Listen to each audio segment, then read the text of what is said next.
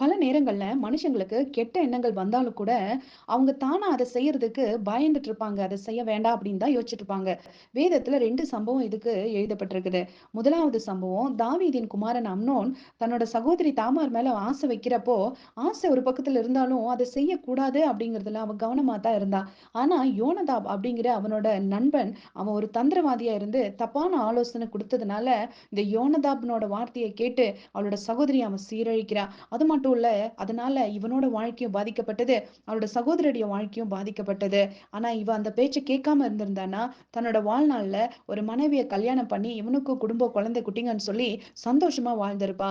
அது மட்டும் இல்லங்க, வேதத்துல இப்படிதான் ஆகாப் ராஜா அவரோட மனைவியினோட சொல் பேச்ச கேட்டு நாபோத்தோட வயல் மேல ஆசைப்படுறாரு. அப்படி ஆசைப்பட்டதுனால இவங்க 2 பேத்துக்குமே அழிவு வந்தத நம்ம பார்க்கிறோம். இன்னைக்கு நீங்களும் நானும் நமக்கு ஆலோசனை குடுக்குற ஆளு எப்படிப்பட்ட ஆளுங்கிறத தெரிஞ்சு வச்சுக்கிறதுல ரொம்ப கவனமா இருக்கணுங்க.